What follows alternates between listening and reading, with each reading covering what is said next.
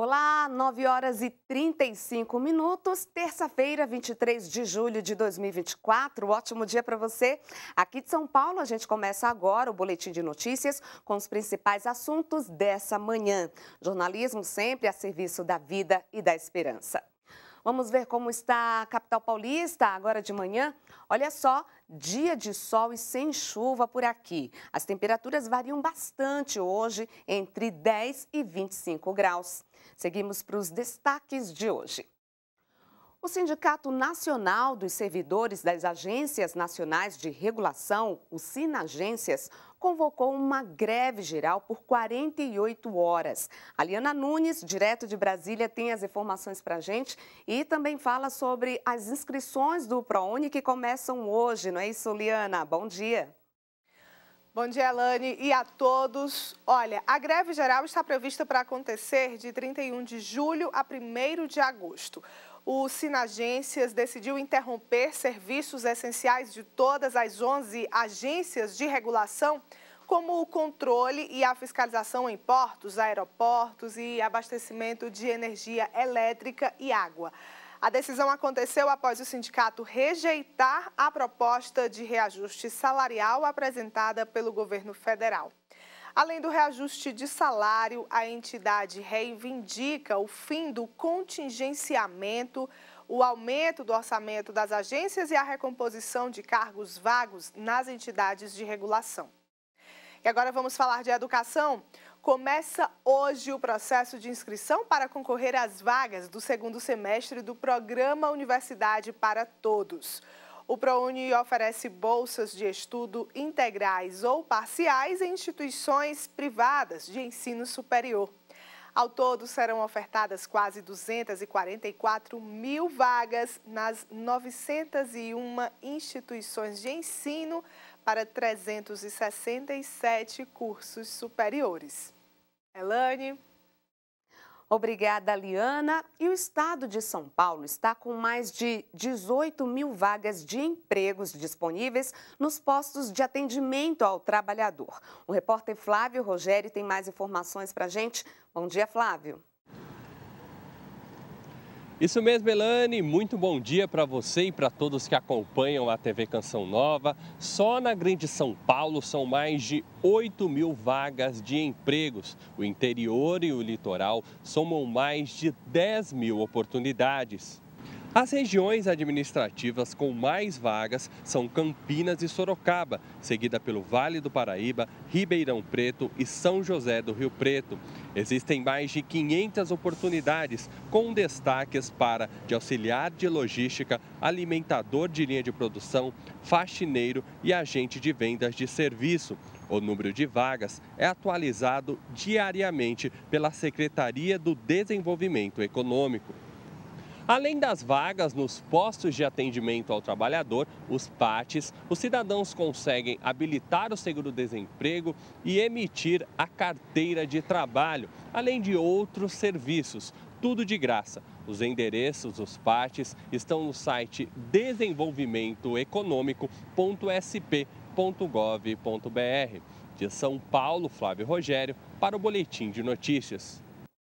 Obrigada, Flávio. Olha, ainda falando sobre emissão de documentos, cerca de 9 milhões de brasileiros já utilizam a Carteira de Identidade Nacional, documento que vai substituir o Registro Geral, o RG, até 2032. A emissão do novo documento já ocorre em 25 estados, incluindo São Paulo, que começou este mês. Sobre este assunto, nós conversamos com o delegado de polícia do Instituto de Identificação aqui da capital, Maurício José Lemos Freire. Vamos ouvir. A carteira nacional ela terá um número único, que será indexado pelo CPF, o número do CPF. Então, hoje o cidadão, quando nasce, ele lá na maternidade, normalmente já tem um cartório, ele já tira a certidão de nascimento e na certidão de nascimento já vem um número de CPF. Ele já nasce com um número de CPF. E esse número é que vai indexar, ou seja, todos os documentos que você tem, carteira de habilitação, carteira de identidade, o certificado de reservista, PIS, PASEP, tudo será indexado a partir de 2032 com este número de CPF. Então, ela, no futuro, irá substituir os RGs estaduais para que o cidadão não possa tirar 27 documentos, né, cada um no estado, que ele tenha um número único, um documento único. O tempo seco e a baixa umidade do ar continuam atuando pelo país. Vamos ver como fica a previsão do tempo para hoje? Começa a previsão para terça-feira falando da nossa região, o Sudeste. No litoral paulista, o dia começa com nuvens, o sol aparece no período da tarde. Para o restante dos estados, não há previsão de chuva e a umidade do ar continua baixa. As temperaturas continuam altas e sem previsão de chuva para o centro-oeste. É preciso atenção para a região do Mato Grosso, pois a umidade do ar ainda continua baixa, atinge os seus 23%. Vamos para o sul. O dia pode começar com um nevoeiro na região central do Rio Grande do Sul, no Vale do Itajaí, no litoral de Santa Catarina e no leste do Paraná.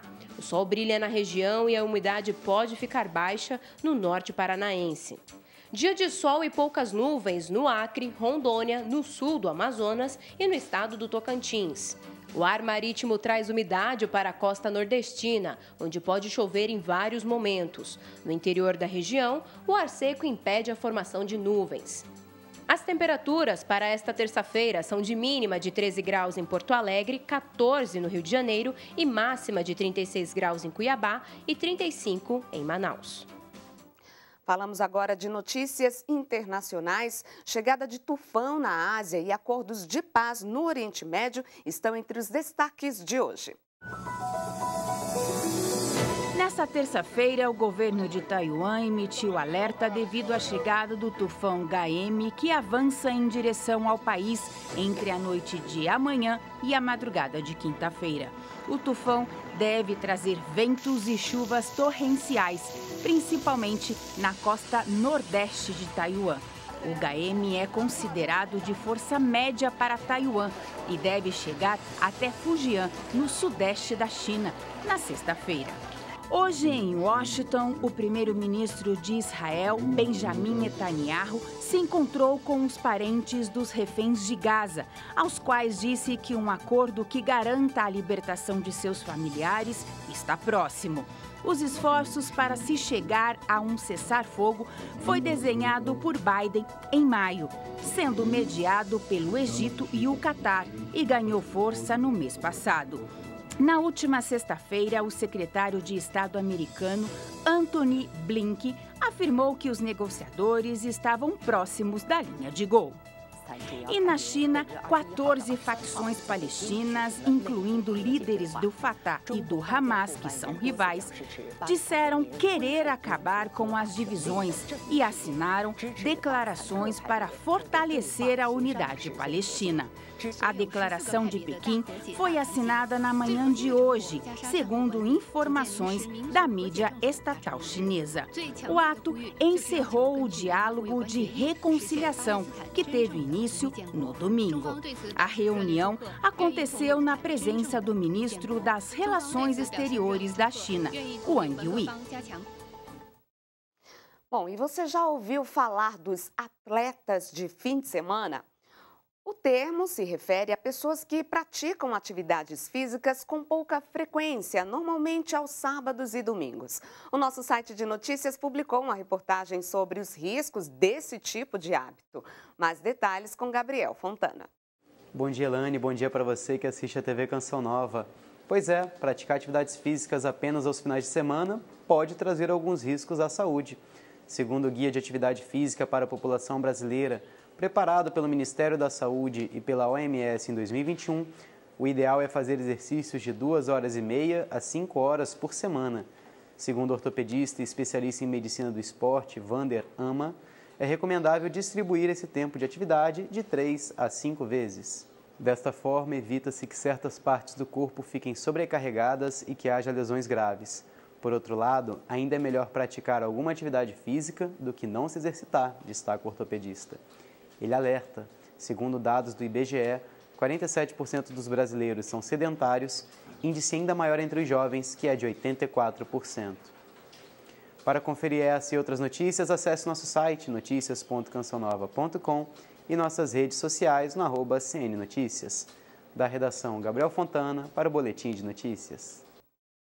Obrigada, Gabriel. E o Boletim de Notícias fica por aqui. Agradecemos a sua companhia. Logo mais às 6:45 da noite, tem outras informações direto de São Paulo no Canção Nova Notícias. A gente se encontra lá. Você pode ver novamente essa edição no Canção Nova Play. Boa terça-feira e continue aqui na TV Canção Nova.